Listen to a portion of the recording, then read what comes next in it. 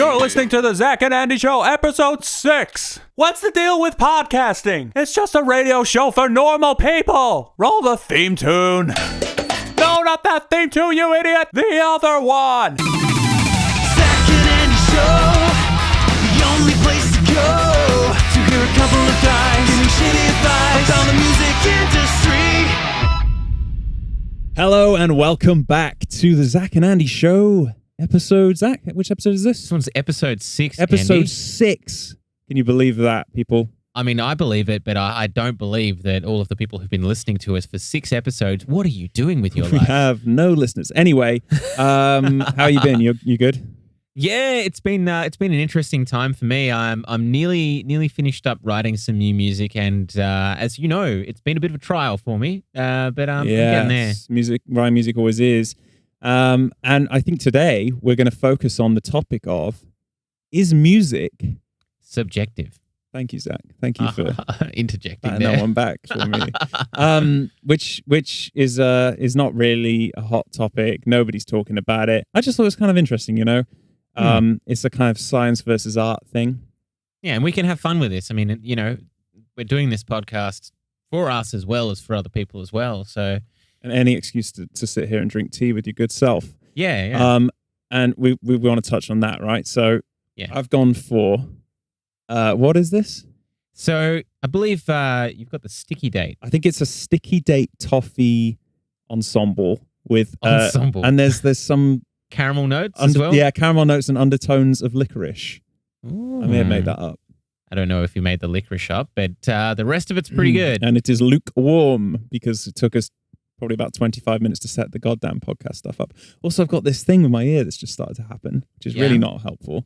That every time it's got like you know when you go swimming and it's going in and out of my ear is going in and out of consciousness. The pressure. Yeah, I don't know. like There's some shit going on with my wavering in ear, your ear. guys. Yeah. Every time every other syllable is like it's been low pass filtered or something. I don't know. Anyway, look, we got to move on. People are listening. People need to know what the hell's going on. We're talking about, is music subjective? Well, really, what I want to get to the crux of that. Is that a thing? The crux. I don't know. I want to get to the epicenter of this. You want to get to the core. I want to get to the core, Zach. I want to get deep inside. I don't want to get. I know with the hand. Yeah, I want to get. Yeah.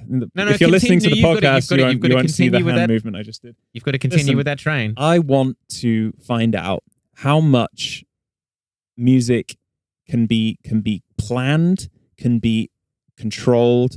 How much of it is complete fluke, complete luck? Is a pop song? Is it, a song that goes to number one? Is there a reason? Is it the formula of the writing? We'll touch on that.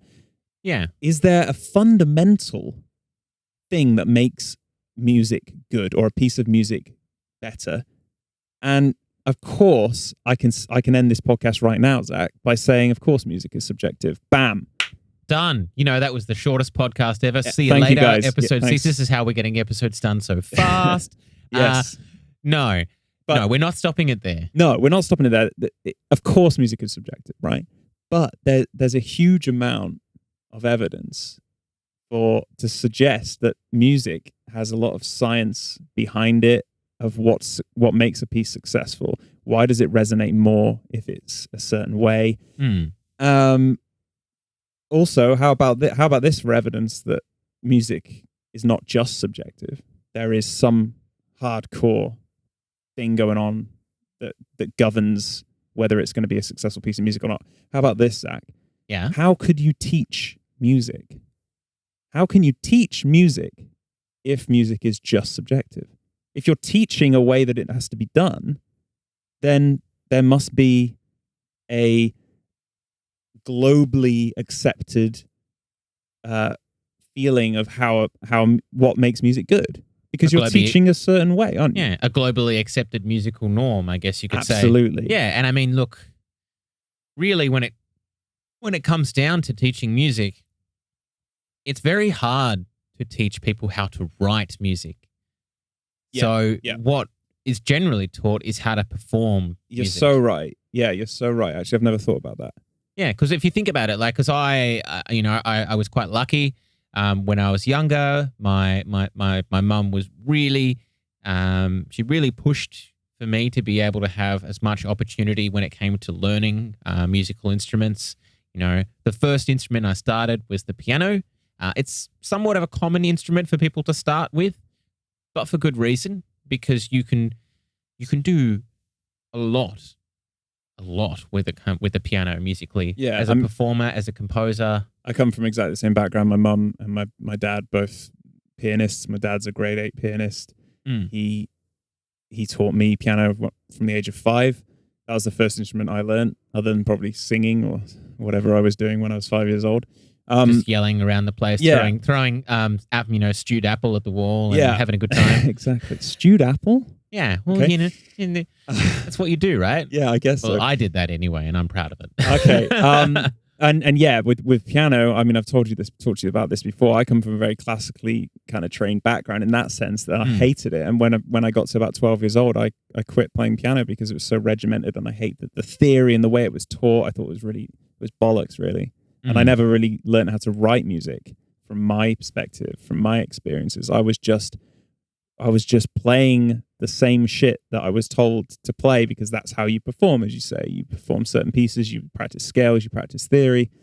And yes, those tools are essential to teach someone. Well, not essential, but they help you greatly in writing music, don't they? Yeah, they do. And it's definitely it's a massive benefit for somebody who's trying to create music, for them to be able to, perform obviously with an instrument that has such a wide tonal character that piano does. And obviously you've got all of the options available for you there. It also becomes option paralysis as well, and we'll run into that, I think, a little bit later on. I like that. Option paralysis. Yeah, How I about just ripped that one straight from the Dillinger escape plan, but I don't care. Dang. Why did you say it?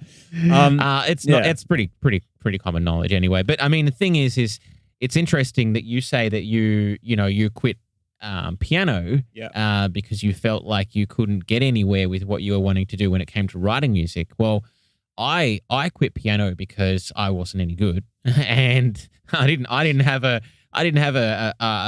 grade 8 pianist in the family to sort of coax me into trying more complex and detailed things. So I decided, my infinite wisdom, to go from piano to violin. Are you serious? Yeah, I did violin for a year, and then after I did violin, I thought I would be extra cool and go to flute for a year as well. You're gonna have to explain that rationale. There's not to anything. jump to There's flute. no Coolness, Zach. That's. I mean, that's What's the the segue? What's the least cool instrument you can play? It's got to be the flute. No, I don't know, man. I don't know, because you can do the Yaz flute. You can do the fucking Jethro Tull shit, which is awesome. Yeah. But let me tell you something, Zach. Yeah. Imagine playing the tuba. Can you imagine being the kid at school who lugs that around when you see them when they got this massive tuba on their back? Is that not the most uncool thing? Yeah, I think so. French horn? I don't know. I mean, look, but then you've got ska. Yeah. And ska is so cool. And Hans Zimmer's brought the tuba back into fashion, hasn't he, with those brom things? So they were always in fashion. They were. I just think that people just, they worry about, all that kind of thing. I just feel sorry for that kid on the way to school who has to carry that thing on his back. What about the poor kid who has to take around the double bass? There's the double bass too, yeah. But that's super cool. Well, that's super cool, I think. That is. We're miles off topic, guys. I don't know if we are miles off topic, though. We're talking about, has music subjective? We're talking about instruments that started for us and how we sort of segued into our thing. But it's the kind of interesting thing for me, though, is that you jumped to guitar at 12. Something like that. Yeah, 10, 11, 12. I jumped to guitar at 13. I basically, I cut off piano, tried violin, tried the flute. Like, nah. Wasn't doing it for you? Well, no. Tried cigarettes, that wasn't cool enough. Then the flute came in and you were like, hey, ladies, what's up? What's up? No. No, there's no segues into the forest there or whatever. The Pied Piper of Melbourne over here. I didn't even grow up in Melbourne anyway. No, you didn't. Where did you grow up? Let's move on.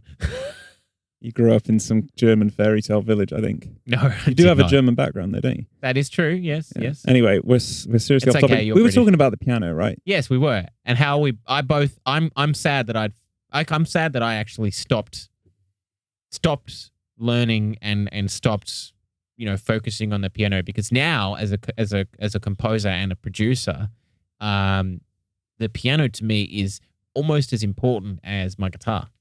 And I mean, in some ways it's more. I use the piano to write like almost everything. If it's any kind of melody, it's going from the piano MIDI and I can write with MIDI, playing the piano, and I really rely on the piano to write music these days. Yeah. And you do a bloody great job with it as well. Thanks, Zach. Thanks, man.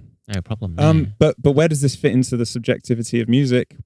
Well, it's very, as I said, it's very regimented. The kind of rules that I was learning, and it bored the hell out of me. And it wasn't until I picked up the guitar that I really started to write my own kind of music. But I don't know, where were we going with the piano thing, do you think?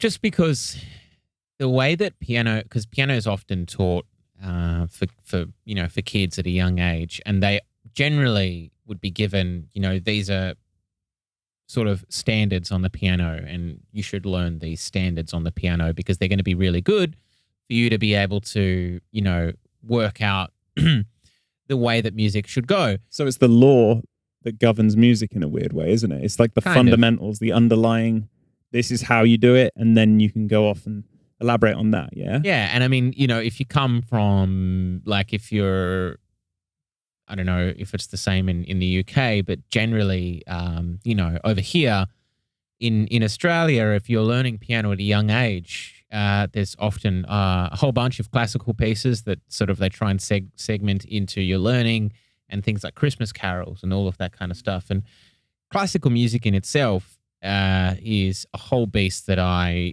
want to understand more about, but learning certain specific classics on piano, like For Elise is a great one that everyone will just always be given to learn. But why is it that song? Yeah, why are there, I guess I want to get into, why are there successful songs versus non-successful songs? Is it, I do believe a lot of that is luck, but I think more so it's the catchy appeal. Is the song catchy? Is it memorable? Does it have hooks? Ultimately though, I'd have to say that what makes a song successful or a piece of music successful is not necessarily just the hooks and things like this, is how it affects people emotionally on an emotional level. Oh, yeah. How people respond to that piece of music. And if people generally have a high emotional response to that music, that's a successful piece of music. That music has done its job. Definitely. And I think it's interesting because right now, especially for me, when it comes to how I write music, I only really focus on the emotions of the actual music itself. I'm not like the message, in terms of the underlying message that the song is trying to deliver, obviously comes out in the lyrics a lot later on.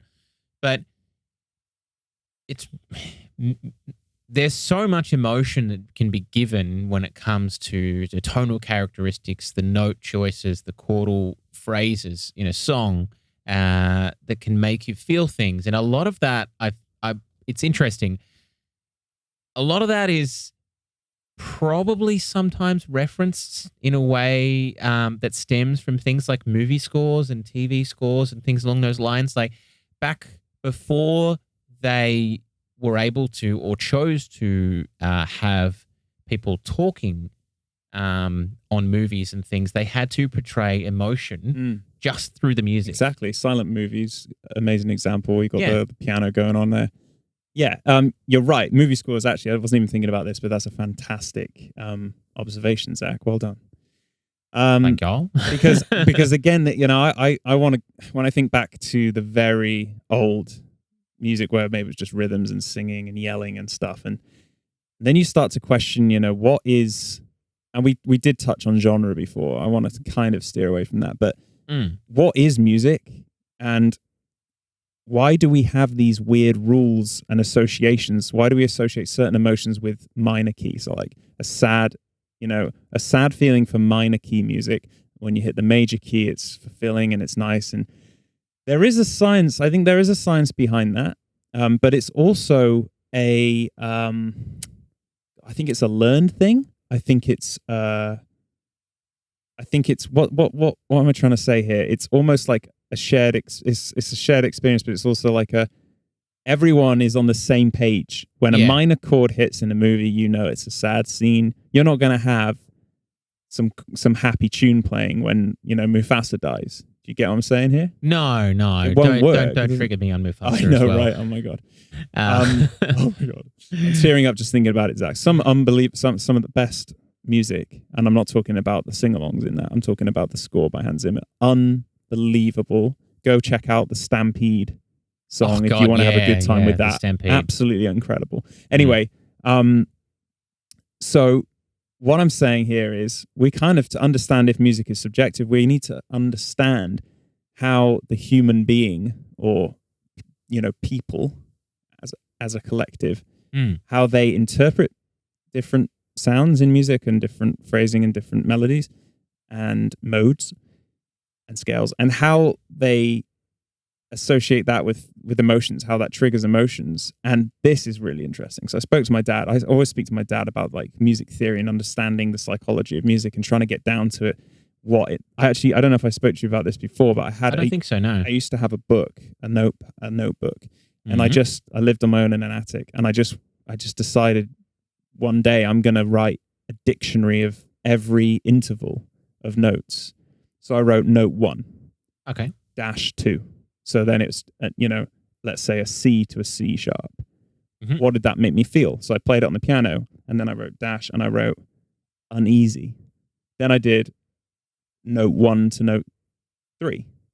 C to a D, for example. Tone. Yeah, a tone, right? And then how did that make me feel? And I wrote this dictionary. It's insane. I've got it somewhere. And it basically maps out my emotional response to intervals between notes, which is everything music is. Really? Yeah. I mean, that's what melody is. And it's interesting because, you know, a lot of times I remember when I got first introduced to intervals and explained what intervals were, so to speak, at school, we were told different intervals had different feels to them. We weren't told why. We were told that they had different feels to them. And like, a classic one that gets used in a lot of heavy music that is something that is not used as much in popular music, but is used a lot in heavy music, especially metal, is an augmented fourth. Mm-hmm. And that has always been given the kind of evil kind of tone, evil kind of sound. And it's funny because I feel I would not be surprised, and I'm happy to be corrected on this. You can send me some hate. Please do. Please send us some hate. No, but that when people started writing heavy metal, they used that interval on purpose to try and make the music sound evil because they wanted to have that kind of emotion. Yeah, I mean, the Devil's Tritone was banned because those two notes were so dissonant sounding that people, I guess, from the church believed that, you know, we're talking, I don't know what century, might be the 16th century or something. It's a long time ago. They were, yeah, don't quote me on that, but they banned this interval because it made people feel uneasy, and they literally thought people were summoning the devil by playing these two notes. It's very interesting to me. I love that. I love all that stuff. And of course now, yeah, you're right, in metal, we're trying to make things sound as evil as possible and trying to get that certain response from the listener. But here's one for you, Zach. So I'm talking to my dad about these things and how it's almost a genre in itself is the note choice. And he brought up that traditional Jewish music, if you imagine a bunch of traditional Jews jumping around dancing in a circle, right? Yeah. You know, I know that sounds a bit... No, I've seen some Jewish festivals before, and generally speaking, it's like it's a family affair. It's a really happy time. So let's say bar mitzvah. What's happened? Oh, you're kidding. Yeah. Okay, we had a bit of a dropout there in Cubase. Sorry, guys. Yeah, so we're talking about going to experiencing like a Jewish festival. I mean, we're not trying to be religious here or anything like that. We're just talking about the music that's associated with that. So let's say a bar mitzvah, everyone's having a great time. Yeah. My dad pointed out that if you listen to the music, traditional Jewish music, it's actually all in a minor key. It's actually, it should not be happy. And yet, and he even said, I wonder, and we kind of agreed on this, I wonder whether like subconsciously they have, you know, put all their horrible history of, you know, everything that's happened to them as a people into their music in a way. They've got this kind of, this sad undercurrent to everything, even though that's their happy go-to music is actually in the minor key. Really interesting. I found that because I don't think that's anywhere else. Not that I can think of when it comes to like especially something that's meant to be obviously quite a grand affair as well, so to speak, with the music. And it's interesting, obviously, talking about the science and the psychology behind music as well. There's a lot, because I'm quite lucky, obviously, if you've listened to previous episodes of the podcast, you will have heard me talk about my partner in the fact that she actually works in the music neuroscience, like she works in music neuroscience. So she's literally researching things that we're talking about here in the podcast on a scientific level. It's highly complex, and we'll be honest, my understanding of it is very simple. But I will run through some things that she's given me, some pieces of information recently, which I think might be really appropriate for this podcast. But I think that before we go into that, Andy, I think that it's probably going to be a little bit of a time for us to hit a commercial break. Don't you agree? Yeah, I definitely agree with that, Zach. We need to hear from our sponsors, as always. Exactly. Yeah. I think I'm going to drink to that. What about you, Andy? I'll join you, mate. All right. Cheers. Cheers indeed. I remember this one fateful night. I was working as a district nurse. I got called out to the neighbouring village. Little Jimmy had fallen off his skateboard. I got over as fast as I could and I held little Jimmy in my arms. And his brains, unfortunately, were oozing out everywhere, all over my hands. I looked up at his mother and I just said, "You best pop the kettle on, love. It's going to be a long night." There's nothing you can't get through with a country brew.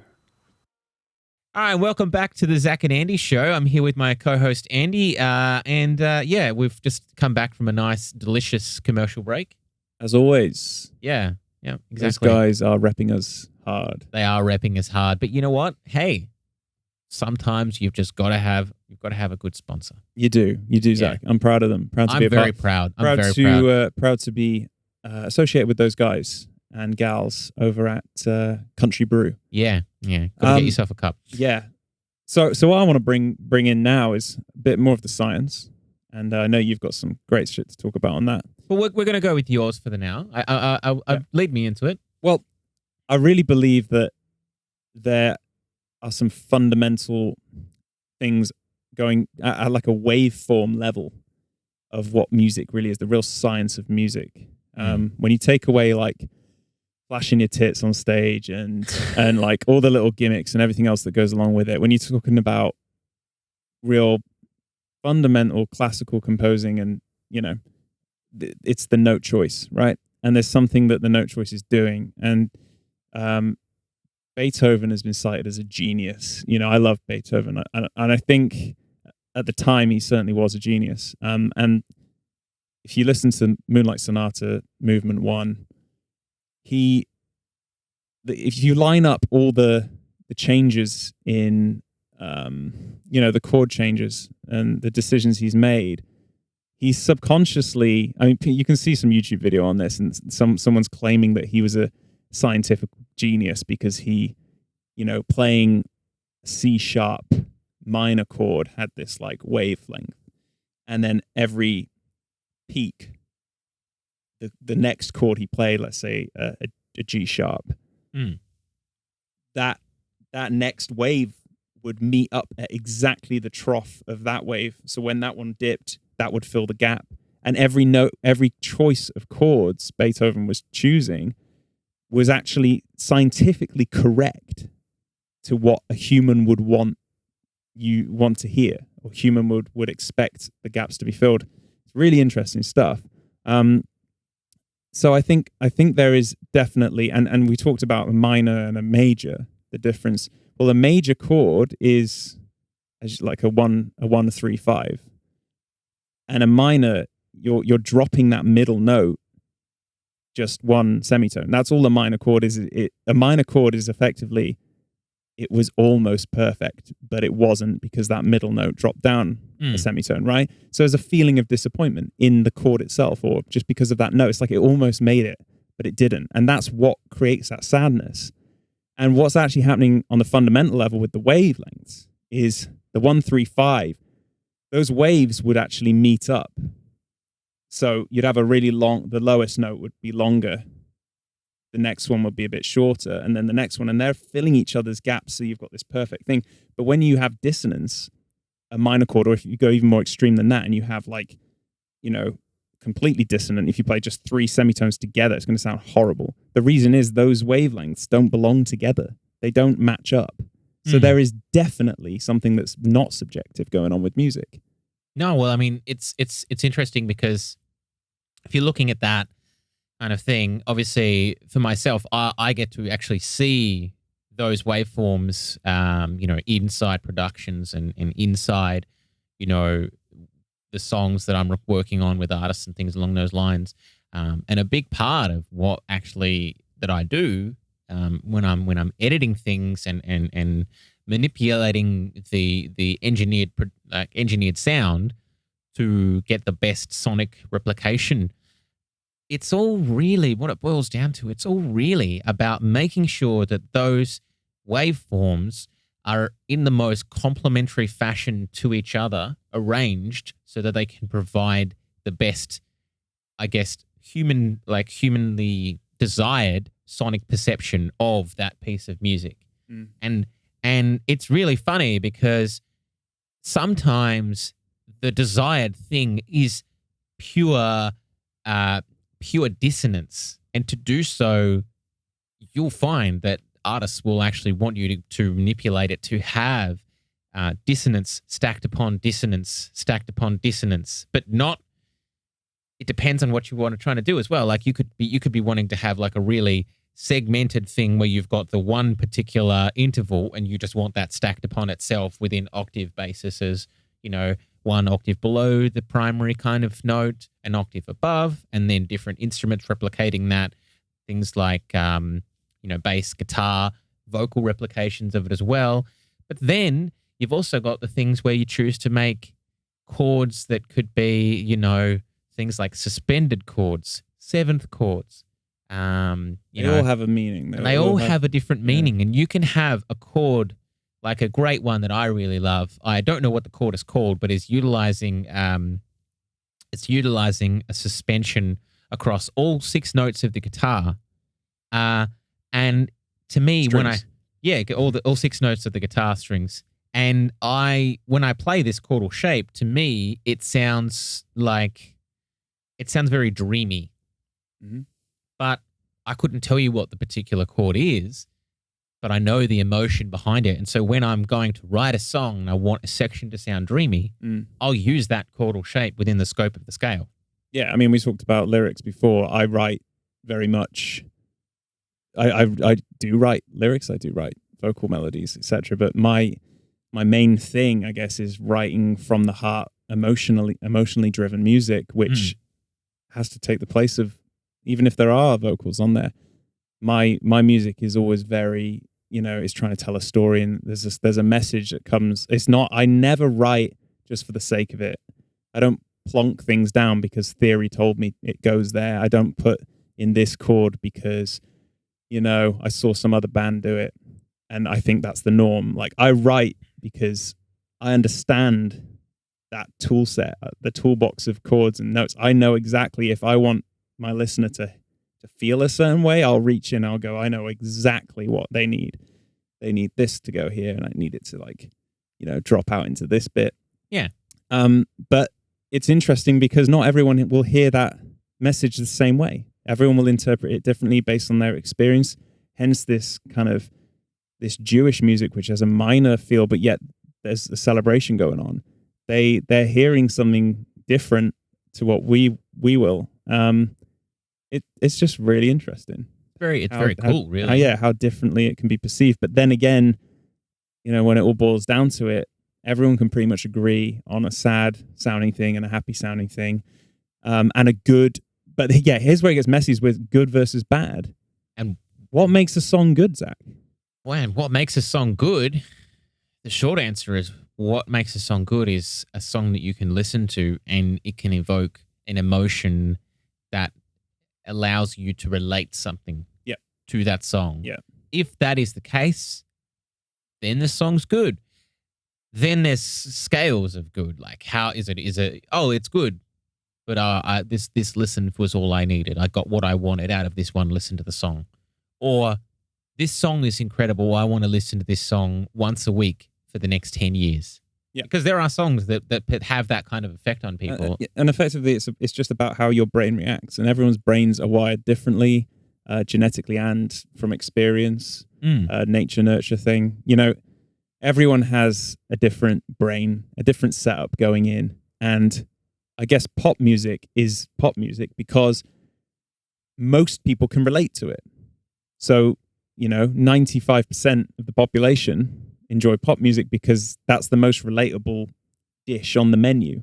But whereas, we're kind of more into the metal scene, we're working with a niche.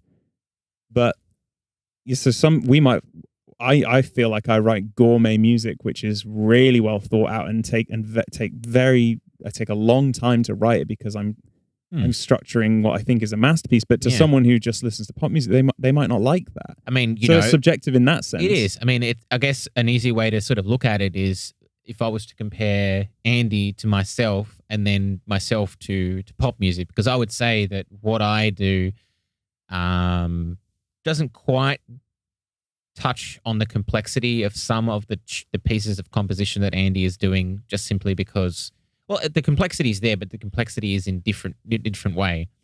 But then I do a lot of stuff that's a touch more on the poppier side as well.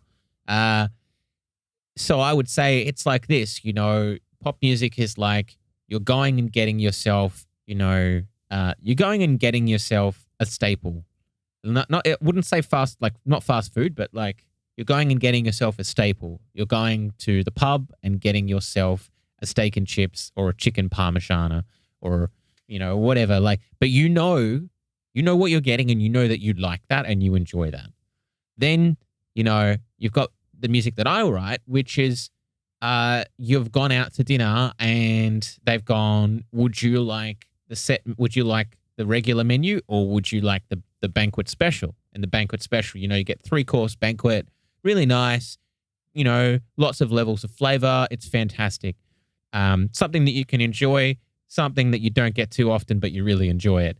Then you've got Andy, which is where with Andy, you've gone to the restaurant, specifically booked 2 weeks ahead so they can cook this 7-course dish for you and your family. And, it's rich with emotion, rich with flavor, but it's something that requires a lot of time for it to be created.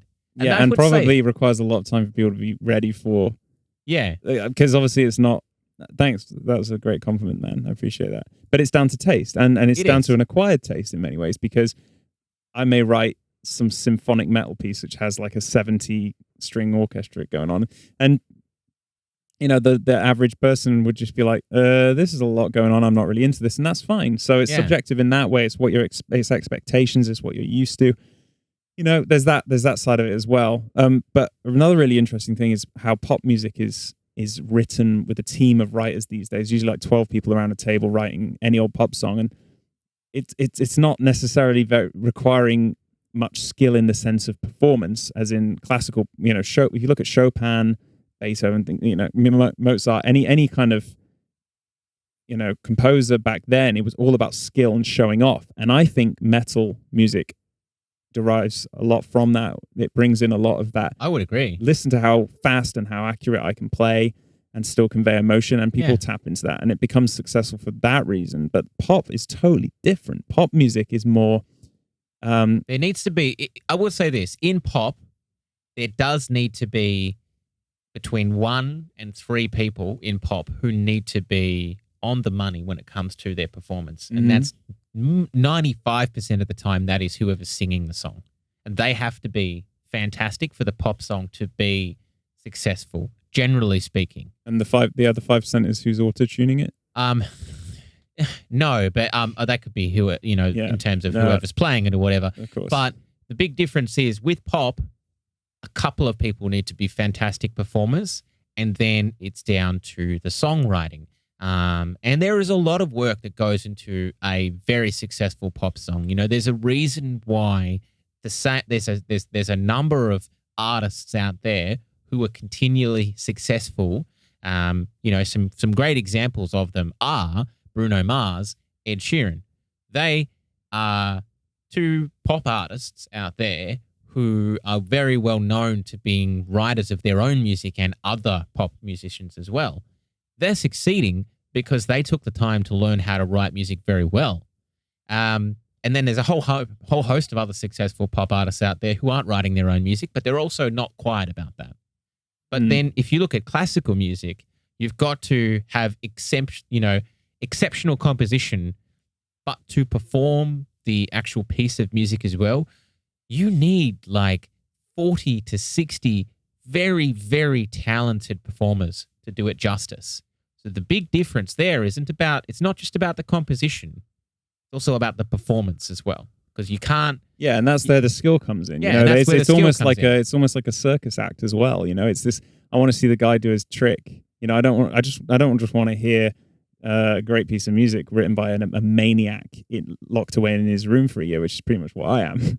But I wasn't going to say it, but it's true, ladies. They want someone and to gentlemen. hear. They want to see Mozart come and play that on the piano and conduct his own piece via the piano or harpsichord. And you know, it's interesting when you go to pop music, you have a table of people. Let's say there's 12 people around a table. You like 12 people at a table, don't you? I do. It's very much the Last Supper kind of vibe. Okay. Although there were 12 disciples, and no, because maybe Judas wasn't around by that point. I can't remember. No, he was, because I think Judas. I don't know anything about religion. Let's skip that. Okay. What I'm saying here is that pop music is based around formulas. They are very. I mean, you're talking about money here, right? We're talking about big bucks. We're talking about people just going, we need a banger. We need a hit. We need a number one hit. We're not going to take any risks. We're going to take as much emotion out of this, the way we're going to write this. And of course, Bruno Mars, Ed Sheeran, of course he's writing from the heart, okay? But I'm talking about the people who are putting together the next, Britney Spears album or something like that, where it's just literally, what's the formula? Okay.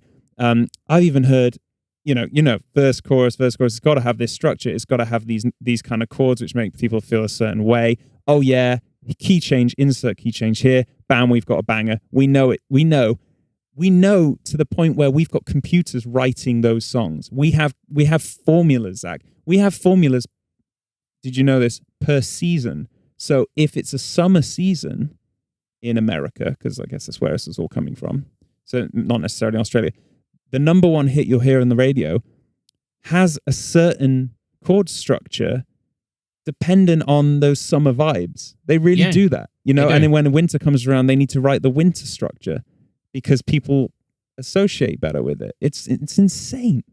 It is. And it's really interesting because if you look at the artists who are the most successful and you have the biggest impact and the largest careers in the scope of popularized music, and when I say popularized music, it doesn't necessarily just mean pop. Those artists don't write to the scene, don't write to the season. Like a great example, and this is an interesting and possibly controversial thing, but a great example of a very successful artist who doesn't write to the season is Taylor Swift. Her music. Now, I don't know enough about obviously the intricacies that go on within her writing team, but I do know that she is involved in some of the writing, not all of it, but she definitely has a heavy hand in it. Her songs aren't based around the season, and they don't have scales that sit within the season that is sort of to come out with the music. But I would definitely say that the way that her music is compared to a lot of other popularized music that is currently going out at the moment is she creates a sound, then that sound gets utilized, but she then creates a new sound instead of going with that same sound before. So she kind of is one of those people who sort of set a trend for the popularized music. Another great example is Panic at the Disco. and Brendan Urie. He's a vocalist and performer who came from, I guess you could say, the rock scene. He came from the emo scene. He's now one of the most successful artists in the world because he's managed to push himself into the realm of popularized music without being a pop singer. And it's really strange because for him, like, his biggest reference when it comes to his music is Frank Sinatra and Queen. Like, those are his biggest influences and the biggest sort of like character portrayals that he pushes forward. One of their best songs is a song that came out in 2016 called Death of a Bachelor. That album was, I think, their third or second album that went number one on the Billboard charts. And that particular song, it's a swing song. It's a swing song, and it went in the album, it was the leading single for an album that went number one in the world. So why is a swing song with a pop swing singer on it so successful? And I think that boils down to that, like, people, you've got these manufactured kind of sounds going on with pop music, but the lasting kind of things for people can't be manufactured. And I think that's kind of the big point to hammer home, is that the manufacturing that gets made by these songs being built by computers and by these production teams, it works, but it's not lasting. Interesting, debatable, but interesting. I think that's the case. Yeah. But you can definitely send me some hate on that. Andy's going to send me some hate on that. I can No, see on his I face can. right now. I think it's these record labels they don't want to be taking any gambles. They're too scared to take any risks. They know that the safe money is making the song that we've already heard a million times with those same 4 or 3 chords, and with those whatever sound is popular. You'll hear a Justin Bieber song with some weird vocal thing. I'm talking about like a synthesized vocal in the background that's like going on, and then suddenly the next week there'll be 3 other songs on the radio with that same synthy vocal thing in the background, and everyone's copying each other because, oh shit, that was successful. Okay, write it down. We're going to use that in our next one. It's pathetic. It's not writing from the heart.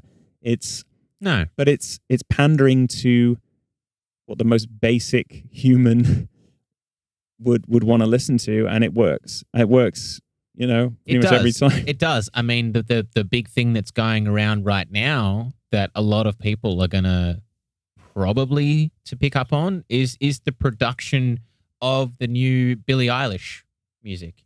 Like, I'm not a fan of that. That doesn't necessarily mean that it's not good and it's not successful. So this is the chick who's kind of whispering into the mic pretty much the whole time, right?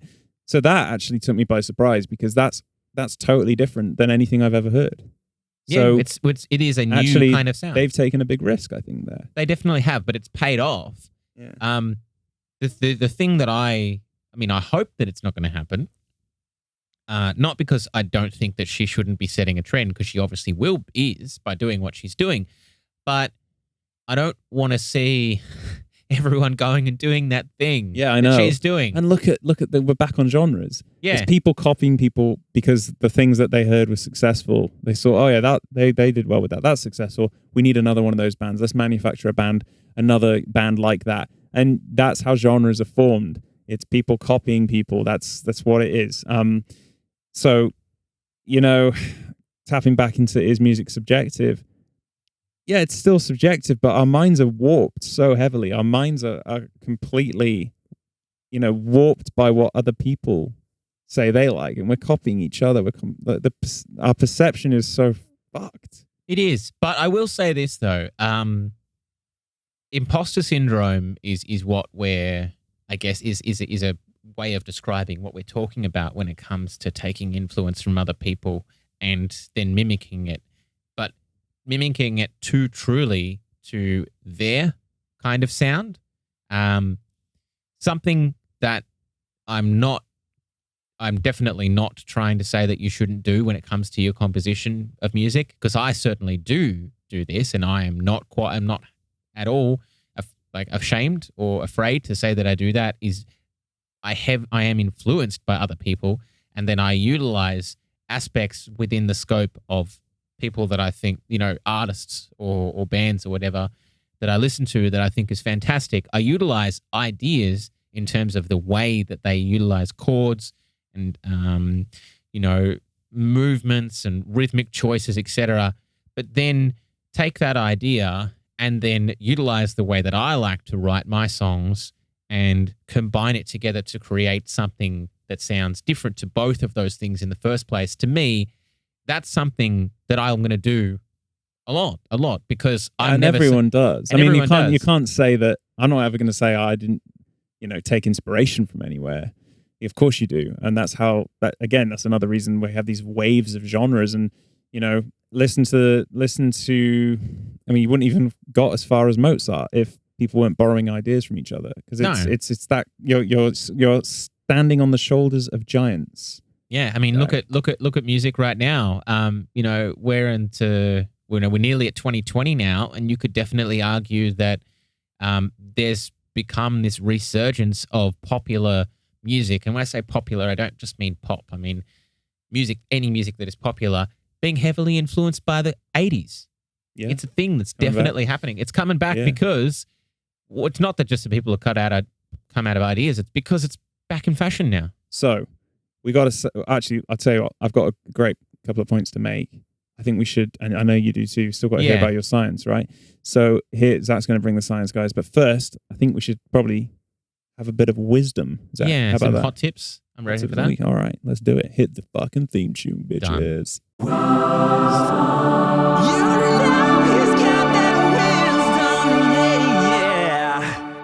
Hey guys, a little hot tip for you, guitarists out there. You may have seen me tying a sock around the neck of my guitar, and the reason I do this is to cover up all the bad notes and all the overtones. And basically, this is just going to make you a much cleaner, tighter player, and you're probably just going to be a better person overall for it. So take your sock off, tie it around the neck of your guitar. Better yet, buy one of my custom trademark Sock of Dooms. Plug.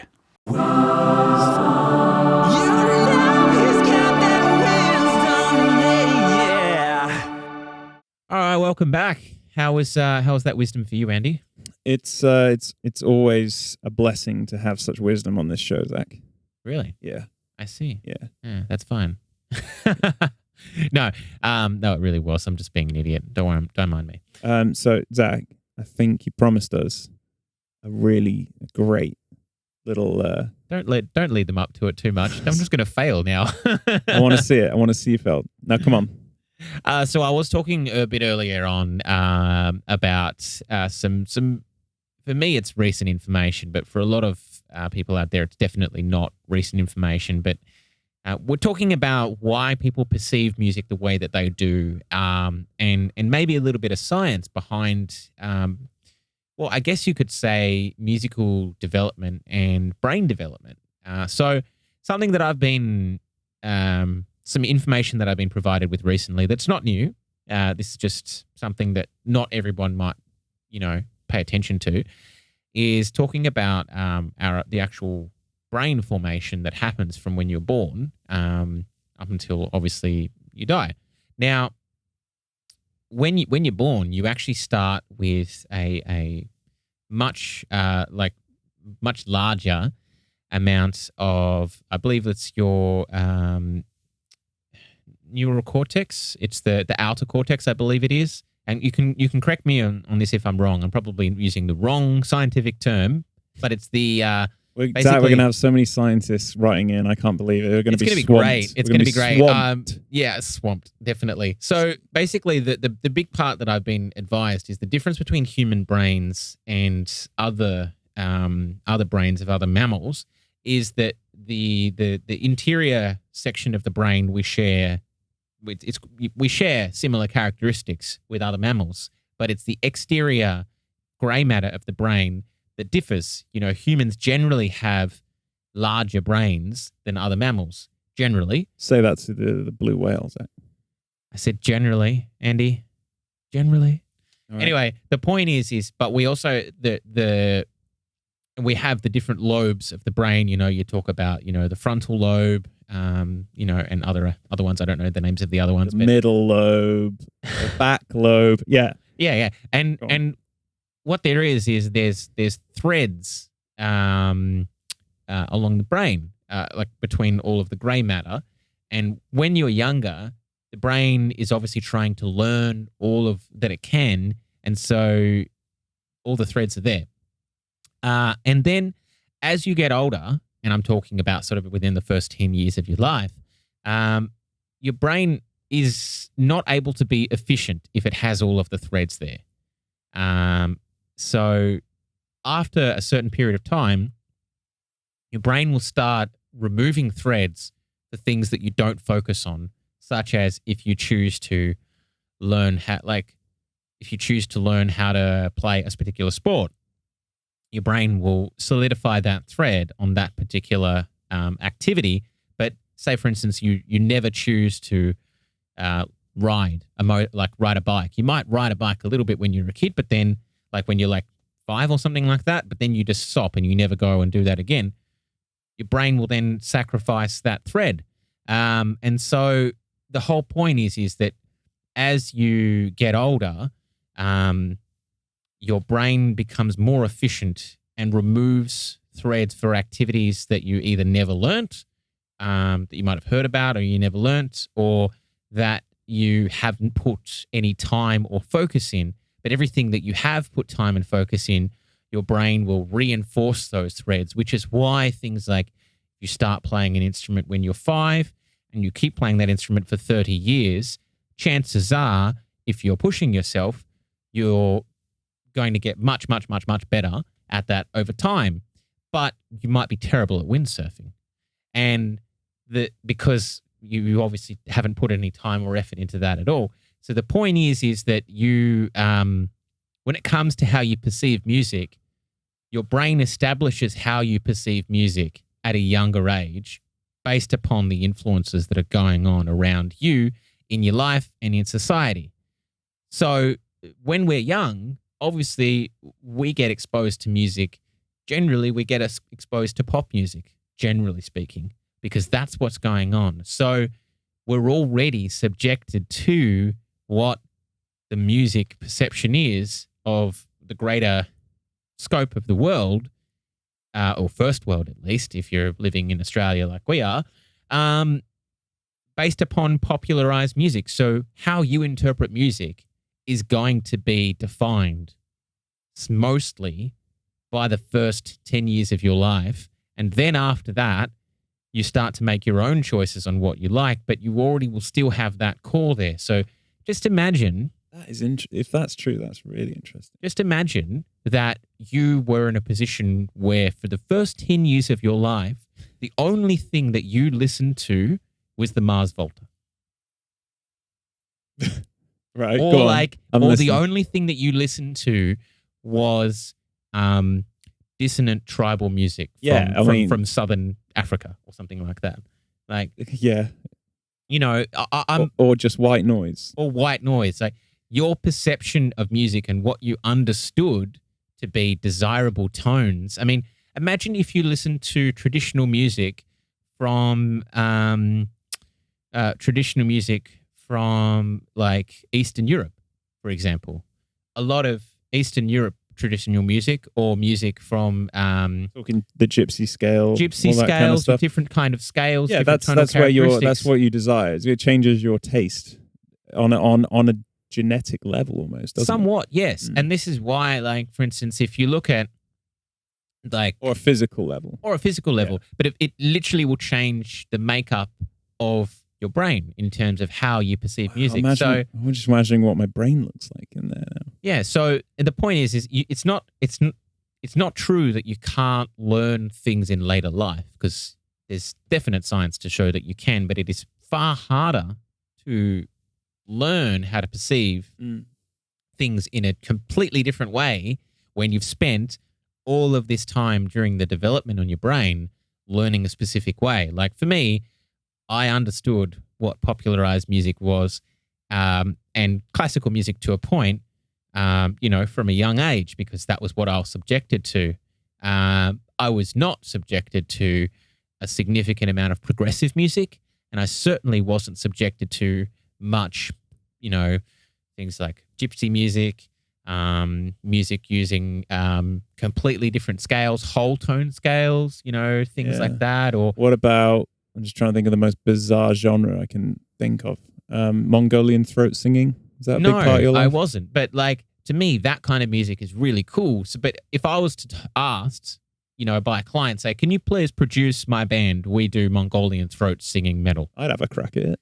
I mean, I'd definitely have a crack at it, but would it be challenging for me? Yes, it would be challenging for me. So how do you explain that I write in so many genres then? There's nothing I'll turn down. I would say that the thing is what people need to understand as well is that you're a unique case for a start. The way that you perceive music is not the same as the average person. The fact that right now you have an orchestra in your head. It's like you've got one guy sitting in the corner banging a drum, and then there's another small it's child actually a on the other psychological side. problem. There's another small child on the other side hitting a cymbal, but they're hitting it in a polyrhythm at the same time. Yeah, and that's the inner me. That's my 5-year-old self just crying out, Zach, to the world. Yeah, whereas in my head... Hear me. I'm just shaking the world. Hear me. Yeah. Listen. Whereas in my head, I've basically just got a 70-piece choir singing, and singing this weird combination of beautiful harmonies, and then there's like a whole, spoken word section going on, and then there's like some hardcore band in the background who are hanging off the ceiling. Yeah, you should probably get that checked out. For me, it's a little different. Get some help with that, Zachy boy. Yeah, but the point I'm trying to say is that people at this day and age, with the accessibility of the internet to music, it should blow the lid wide open, shouldn't it? It does. What it does. Everyone should be. But then this is why I feel pop is just desaturating. You've got a hate relationship with pop. Well, I don't you? kind of do in many ways, and I feel that it dumbs everything down. It doesn't. It's so homogenized and so ritualistic and bland and boring, and people need to... But in saying that, though, when it comes to writing 4-part vocal harmony parts for anything... It's a good time, Zach. Andy's a fan. So I feel like in that aspect, maybe... I wouldn't say so much that you're a hypocrite. It's just more that I think that you just...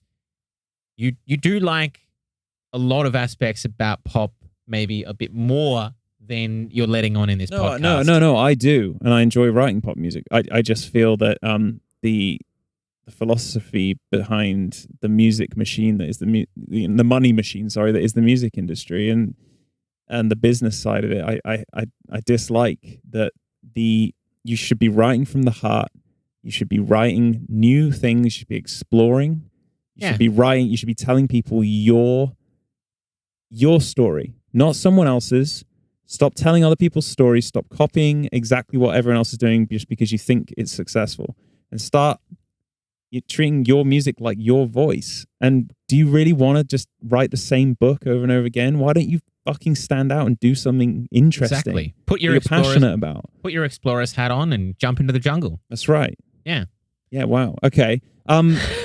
I kind of feel like we're coming to some sort of conclusion here. I think we are. I know you had a few quick points. So a few quick points would be that regardless of genre, regardless of this, I mean, I don't know why you're not wearing a lab coat right now after that, Zach. That was some scientific, Dr. Knight over here. Yeah, but you got to remember this. I definitely screwed up some of the specific terms regarding the brain. Laura is squirming at the moment listening to this.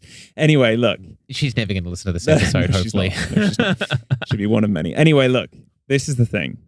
There are genres. There's what you perceive. There's your experiences. There's your genetics. All these different things. They play a part. But there are also things that make a piece of music undeniably successful. There are tools and techniques that span all that and are still successful because you hear it in a metal song, you hear it in a classical song, you hear it in a pop song, you'll hear it in Mongolian throat singing, for fuck's sake, right? It doesn't matter. The things humans like, they're out there. Call and response. Having a guy sing or girl sing, and then that, and then that response being mimicked somewhere else. I think that might come from bird song even. It probably right? does. And then you've got like you do that with notes as well. You'll play a thing, and then that thing will get repeated. Repetition, huge thing. The human brain grabs onto that. Yes, I like that familiar sound. I want to hear that again and again and again. Yeah, and a really big thing with repetition as well. I don't want to segue too hard on this, but everyone loves repetition, and the thing that they like a lot is repetition that is repeated but is slightly changed as well. Repetition, evolving repetition is probably the most, one of the biggest tools that you can do as a songwriter. Yeah, and there's obviously note choice. Certain note choice will trigger endorphins across the board. Chord changes. You have the 4 chords. I'm not going to go into it. The same 4 chords that are used in pretty much every pop song. When it finally hits that final chord of home, that feeling of home, the endorphin rush is real in everyone, pretty much. And there's so many aspects of music which are undeniably scientifically, gonna hit home with just about every listener.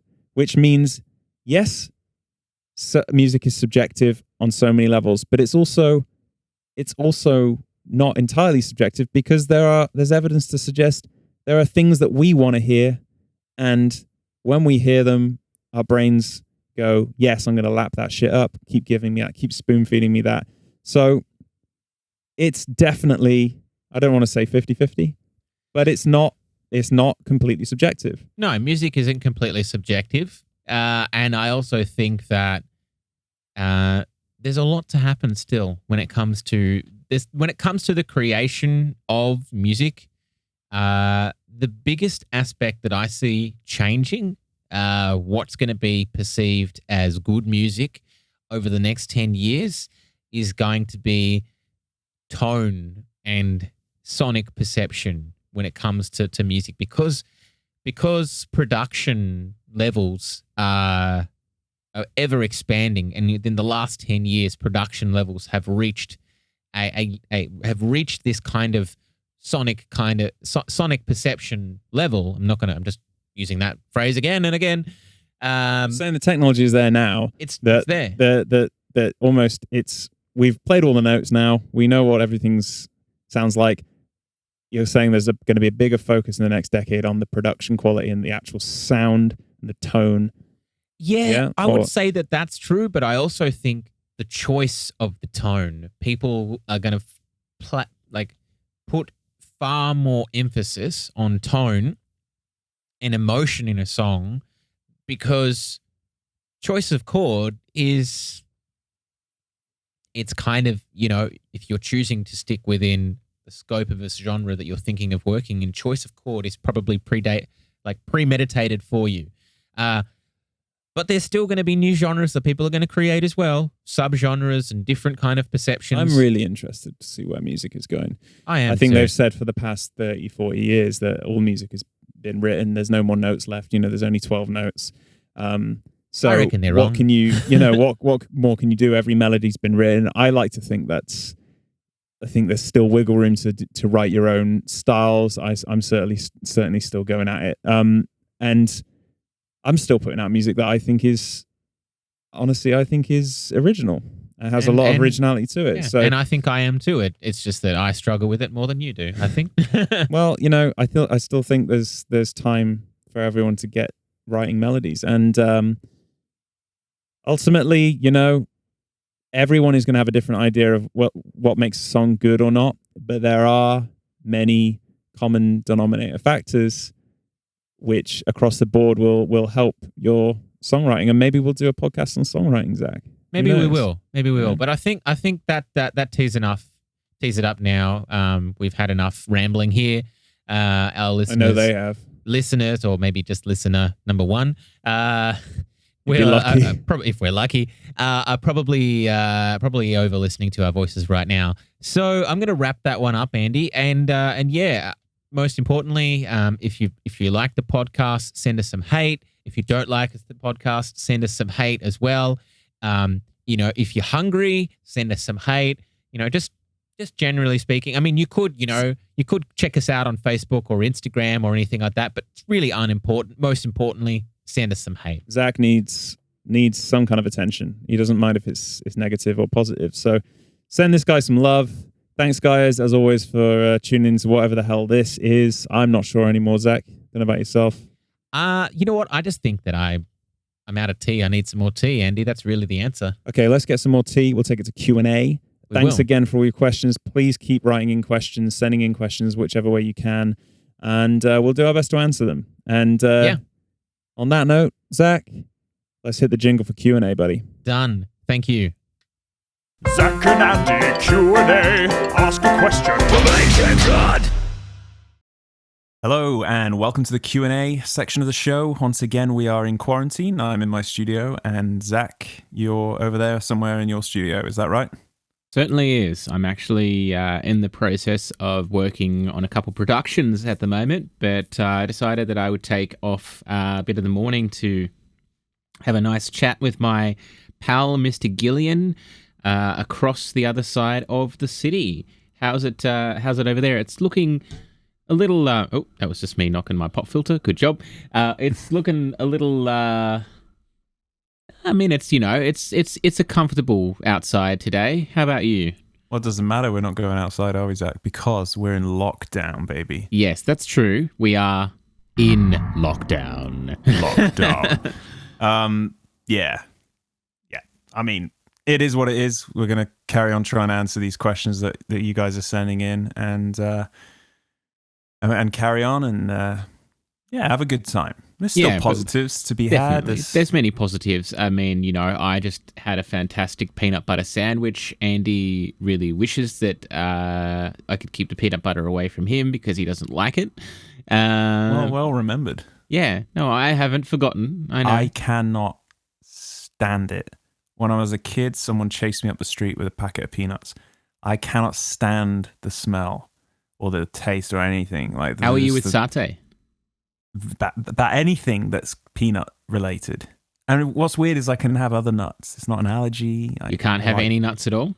No, I can. That's what's weird. It's like I don't have so your sex life is safe. Well, I like a walnut. I like pecan. There's some good nuts out there, Zach. What about almonds? Yeah, they're good. They're good. Okay. But a Brazil nuts, can I just say, wow, right? But let me also say that they're about 33 calories per nut, which is mental. But anyway, I'm not going to touch on that. Enough nuts, I think, Andy. Enough nuts. Yeah. Let's get on with this Q&A. We got a few questions. We got a few questions, Zach. Yeah. They're from the backlog. They're not necessarily very recent ones. But still probably pertinent questions, though. Pertinent indeed, Zach. Great word. I'm going to hit you up with Major Bruno 1. Major Bruno 1? Yeah, I don't know if he's the first in a long line of future Major Brunos, but he's got there before anyone else, and he's put a 1 on the end of there. So Major Bruno, thanks for sending this in, buddy. It's quite an insightful question, actually. Oh, yeah? Trying to summarize what he's put here. He's saying, with the internet growing so much, you've got very successful bands who didn't necessarily start by touring and doing it the old-fashioned way. They kind of got successful online first and built an audience there, and then maybe they took to touring afterwards. He's curious to know what our perspectives are on touring and playing gigs in 2020. Well, obviously, gigs in 2020 has not been very good at all because of the coronavirus, obviously. Yeah. I think what he's getting at is like, is there still value in touring, or can you do it all online? And do bands need to tour anymore? Is there value in building a fan base the old-fashioned way of going out on the road versus, popping your stuff on MySpace? Well, I guess the short answer from my perspective is both things are just as important as each other, because it is absolutely true that a strong online presence is necessary if you want to be a successful band. Now, I'm going to do a little bit of a sort of a preface here on this. You're asking the question about bands. So I'm going to answer from the perspective of what I would suggest for a band. If you were asking about artists in terms of like a pop artist or a rap artist, or somebody who did like some EDM or something like that, the answer would be a different answer. Or even potentially solo artist in the metal genre, I think could probably get away without touring so often. Sure, but I'll let you. But yeah, say what you need to for the say. band perspective, you think about it this way. It is undeniably true that the internet is becoming a larger influence in the way that basically entertainers are perceived in the world. And every single day, that perspective grows probably a little bit closer in terms of the way that people are focusing on the internet. But the key factor is this. It's undeniably true that the difference between somebody who will listen to your music once versus somebody who will continue to listen to your music for a long period of time, become a genuine fan, is connection. Now, no matter which way you cut it, genuine connection between somebody is always established the connection itself is far stronger if it is made in person when you're seeing that particular artist perform, or you're even potentially having a conversation with that particular artist at a show. That is where a real closer connection with them is established versus seeing them online. Now, with online stuff, people like artists who do like what Andy does, where they make the YouTube channels, they provide a little bit more insight into their personal lives. They actually sometimes have real-time interaction with people online through streaming, etc. The personal connection with them is a little stronger than people who don't do that kind of stuff. But it's really important to get out there and play gigs, and it is really important to tour. But it doesn't mean that you need to do all of your focus on that. I honestly think it is worthwhile putting as much effort into both things if you want to succeed as a band. What do you think, Andy? I think both are absolutely essential for bands. But I think, honestly, it's in many ways, sadly, becoming more of an online thing. I don't think you absolutely need to tour. Even in the metal scene, I think you can get away with, like, specifically solo artists. I know some solo metal guitar players who don't ever tour. It's just something they don't do, and they've still managed to get a good online presence. And that's enough to sell their music and get fans and stuff. And that's all good and well, but there's something to be said about going on the road and meeting the fans and playing a real show. And I think ultimately fans are always going to want that. So, and that's something that's so upsetting about the time we're in at the moment with the coronavirus stuff, is that, it's a huge part of people's lives that's been taken away. And a huge part of bands, what makes a band has been stripped away from everyone, and they can't, about all the tours that have been cancelled for friends that we know and bands we know, and even, my band's going to have gigs cancelled this year. We've already my band's already had a couple gigs cancelled already. Yeah. A festival that I was putting on with the studio has now been cancelled as well. It's a very devastating time for the entertainment industry. It is. And I mean, look, I'll preface this to say that Andy and I are not the average kind of people set up in the way that we do things in the industry. Quite a long time ago, we decided that just playing live music wasn't the only thing that, we wanted to do as creatives, which is why, Andy obviously went down the route of doing all the different things that he's doing, and I decided that I wanted to be a producer and do production stuff, and then get into podcasting, and then pull Andy along, even though he kicked and screamed a bit about it because I'm really annoying. So there is that.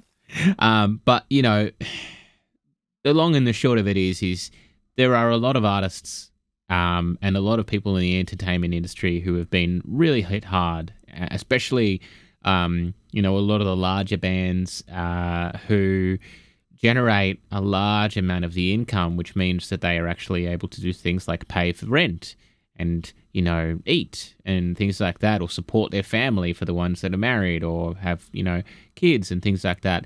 They're really struggling, as are all of the music venues as well.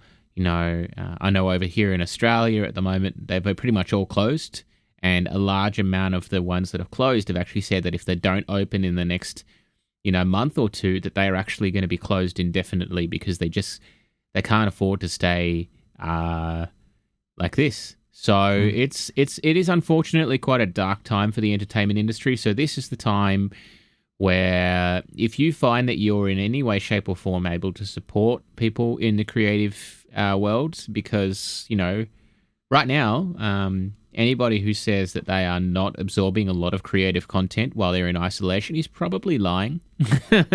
Honestly, would you say that, Andy? Yeah, I think people don't understand. Not everybody, but I think a lot of people, they're not aware of how much media stuff is you know, creative content is going in their eyes and ears, you know, like at all times. And someone has to create that stuff. And it's always the creatives who, it's just like, oh, but that's fun. Making music and art is fun, so therefore you shouldn't be paid for it. But, you know, how many people are benefiting from that? So exactly. I mean, you know, I feel like the statement where people, which is still something that we hear a lot, and I don't feel like it's very supported by a lot of, you know, authority figures in terms of the perspective on what's important for society. But like the first industry that sort of gets kicked in the guts is the entertainment industry when anything ever goes wrong. And then when the entertainment industry isn't around, people start to do things that are not necessarily that great when they have, you know, nothing around to, I guess, you know, pump them up or keep them happy, I mean, you know. Yeah, I think people will go crazy without entertainment in whatever, or art of some kind, and that's where civilization breaks down. We all become feral, and well, everyone's already become feral, so who knows? But yeah, I think Major Bruno, thanks for your question, man. I think touring still has a huge place. I think, can you imagine, Zach, when this is all over, the people who just cannot wait to get out to a gig, those mosh pits are going to be out of control. Oh, when we finally get to do that again. People are going to be going crazy. They actually are going to go pretty nuts. I know that there's quite a lot of people I know who have been very vocal about their sadness with live gigs being postponed or cancelled at the moment. And a lot of tours have sort of been rescheduled. Larger scale ones have been rescheduled for the last quarter of the year. So I fully suspect that the moment that, I guess, the floodgates, so to speak, reopened, there is going to be a large amount of shows selling out, even ones that we might not have suspected that they would have, just because attendance will be high when people are finally free to step outside the confines of isolation, I guess. Yeah. We'll move on. I'll break the ice a little bit from that dreariness with the Ironbreaker, who asks simply, ass or titties? You know what? I'm going to say ass. I'm going to say ass. 100%. I wasn't breastfed. I've got no, you know, I've got no attachment to breasts, really. They've never been there for me. So, you know, I'm an ass man for sure. Let's move on without dwelling too long on that. Yes. We got a question here from Eddie DeWitt Jr. I see. Apparently, Junior is I think that's an American thing. I think it is an American thing. Yeah. I think I don't know, but I'm pretty sure. He asks, are CDs going out? Is the digital spectrum taking over? Well, I think it's pretty obvious that's already happened. Been a hot topic for a long time. Yeah. You know, from the dawn of Napster and all that stuff. downloading music, getting music for free. Spotify is now obviously making it much easier, although we've done an episode on Spotify and how much, how great a lot of those, aspects of Spotify are for artists and listeners. There are downfalls as well. But yeah, CD sales, they dropped massively, in really the last did. decade or 2 decades. And sadly, they probably continue to do so. I think, though, there is still a lot of support for the underground artists. There is still demand for a physical product. Yeah, and I think the thing that people probably would be happy to know is that while CD sales have actually gone down staggeringly, 2 mediums that existed before CD have actually gone up, and that is, funnily enough, not surprising, vinyl, which has increased massively in terms of sales. And so has cassette tape as well. Really? I didn't know about cassette. I knew that vinyls, obviously, people are still loving vinyls, and I think that's great.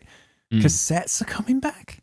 Yeah, artists have been releasing cassettes, and and the thing is, a lot of it's kind of interesting because I would say it's probably the same as it is with vinyl in the fact that there's a large amount of artists a large amount of consumers who buy vinyls but don't actually have a vinyl player, and they just want to own the custom vinyl. They just want the big insert and the whole thing because they're beautiful. Like, it's a beautiful thing. They are beautiful things. They're nostalgic and they're pretty, and it's wonderful to have something tangible and physical in your hands. Yeah. Rather than paying and just you've got something that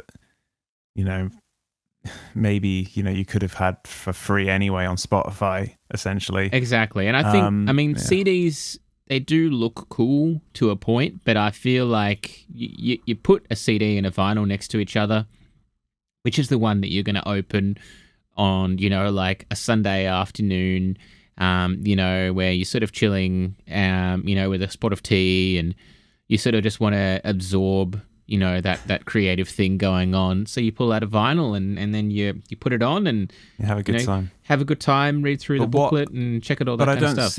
I don't see a resurgence of mini discs, Zach. You don't, and that's because mini discs need to stay where they belong. I loved my mini disc player, god damn it. I loved it. They didn't do anything for me, Andy. I loved that thing. It was so cool.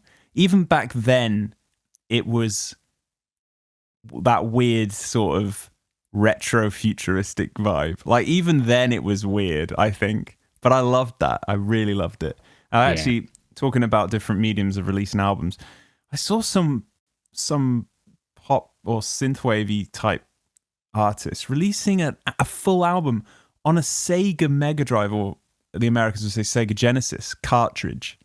Wow. Now, I wish I had thought of it, because I'm working on a video game metal album right now, and it would be great to do that. But how? I mean, why don't you just release it on a NES cartridge?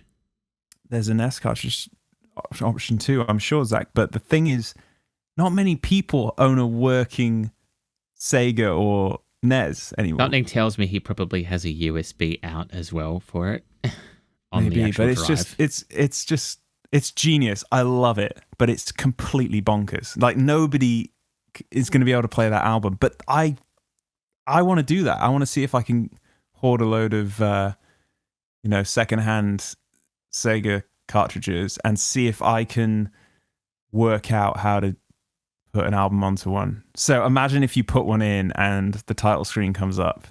Gosh, it's like, wouldn't that be great? Yeah, and then you're playing an album through your TV. It's just bonkers, but I love that kind of stuff. Well, I think we might only have one question left for this episode. Yeah. And quite a nice segue, actually. Hold on, let me just see who sent this one. Jessica Hills. A regular person. A regular, yeah. Thanks, Jess. She is asked, That's how she started the question. What is the worst video game ever, and what is the best video game theme song? Ooh, I think... Gosh. I'll let you start on that one. So let's Oh, start Andy, with the throw worst. me under the bus, so to speak. Well, I can start if you want, Zach. No, Worst no, video Andy. game ever. I'll Come on. start. Worst You got video something? game ever. Honestly, there's so many terrible games out there, and they're all terrible for different reasons. There are some shockers, aren't there? There really are. I mean, can't we wait to get even into played a this. couple on my Bucks. Remember? Trying to play Oh. that Ninja Turtle game. Right. So the Ninja Turtle, so Zach's Bucks night, or I would say stag do, or whatever, the bachelor party before you. Yeah, go I and mean, get we went married. paintballing during the day, which Andy was unable to attend to, thankfully, so he didn't get literally destroyed. Although I would have wished to have shot you in the balls many a time. Ah. We ended up in this barcade, I guess you'd call it, an old retro arcade kind of bar. Mm. And we all got around. We had 4 of us around this notoriously, infuriatingly difficult game, Teenage Ninja Turtles, right? But it's like a side scroller, like Double Dragon style. Oh yeah, it's the old school arcade one. yeah, yeah. And yeah. I tell you, it was my RSI has never been so bad playing when I was playing that game. Shocking. Is that the worst game ever, though? No, I don't no, think no. it's not. No. I have one. I mean, one comes to mind immediately for me, All right, well, you go ahead. and that is the Winter Olympics game on the N64. Oh, Now- yes, actually, yeah. No, that's really bad. Which was a series. I owned it. Me and my brother owned that game Yeah. back in like 98 or something. And you're talking about a series of games, mini games, whatever, that just are not tailored to be made into a video game, right? Let me rattle some off. Ice skating, right? Mm. All you did was you pressed LR, LR, LR to control the left and the right foot of an ice skater. And it was absolutely impossible. It was the game was ridiculous. I mean, there was like a skiing jump. I don't even remember how you controlled that one. It was completely ridiculous. So that's what I would say for mine. Winter Olympics on the N64, a cartridge of garbage. Pretty terrible. to Strong say the words, least. but yeah. So, Do you have any others, or should we move on to the best video game theme song? honestly, there's so many bad games, but I feel like they've been bad for different reasons. Realistically, though, yeah, I mean, I can't really think about any particular games right now that have stood out to be exceptionally bad versus other ones. Well, mull it over and we'll Yeah, move on to the next question. maybe like just for the cheese factor, like the last couple of releases of Devil May Cry, just because it's getting like really over the top. I've actually never played those games. See, the first 2 Devil May Cries were incredible, so incredible. And then after that, it's just gotten real cheeseball. So, but yeah, All right. best theme songs. Gotta see. Well, for me- Theme songs are a hard one because if you're talking about best video game songs, then Yeah. that's an easy one. But best video game theme songs Well, is hard. why don't we open it up? Yeah. I would say if it has to be the title theme or whatever, Yeah. Streets of Rage puts me in the mood to go on the streets and beat people up. That gets me in the mood. I love it. It's so What moody. about, but Andy, what about that classic Fight or Lose? Now, nobody's going to understand this, but at that same barcade, I think it was my birthday a couple of years ago, we found a game called Fight or Lose. Now, I know what you're thinking. This is obviously a brawl-in, beat 'em up. No, you'd be wrong. It was a chess game. Yes. It made no sense. It was called Fight or Lose, but you had chess pieces and it was just a game of chess. But you only had like very limited moves. It was weird, like we've put you in a situation where you only have a pawn and a knight and you have to fight or lose. And it was bizarre. I don't remember what happened. I just remember I got very drunk and it was it was an appalling game. Actually, that was probably the worst game ever. I think Fight or Lose could be the worst game ever, Zach. But also the best. But definitely, yeah. Look, When it comes to theme songs, though, Andy, like, let's be real. It's got to be that. I'm not going to say that there is a best theme song, but I'm going to say top 5. And all of these are going to be classics because My God, Zach. how it 5? goes. Yeah, Go for it. but I'm going Rattle to them go off. for it. Okay, so in no particular order, the Tetris theme song. Oh, of course. Goes without saying. Yep.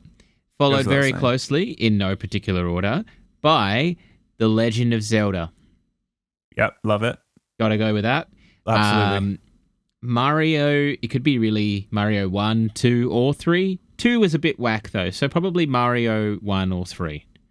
Always good music. Yeah. Koji And Kondo, legend. yeah, and who can go past Donkey Kong Country? Donkey Kong Country had great music. I mean, all the Sonic franchise. Yeah, and the Sonic the early franchise days. as well. Absolutely. And then, of course, your other good pal, Mega Man. Mega Man was great. Yeah. I mean, Also there's- Pokemon Red and Blue, unbelievable music. Definitely. But there isn't really a one out of all of those that I think is the best. I feel like they all are the best. If you want to be real, like if you want to pick one and you want to go, this is the most specific one for me, my personal note would say Legend of Zelda 2, The Adventures of Link, only because that is literally the first game that I ever clocked. And probably still to this day, one of the hardest games I've ever played. It's probably one of the least recognized popular Zelda games, but it was the only ever Zelda side-scroller. So there you go. On the Nice. NES.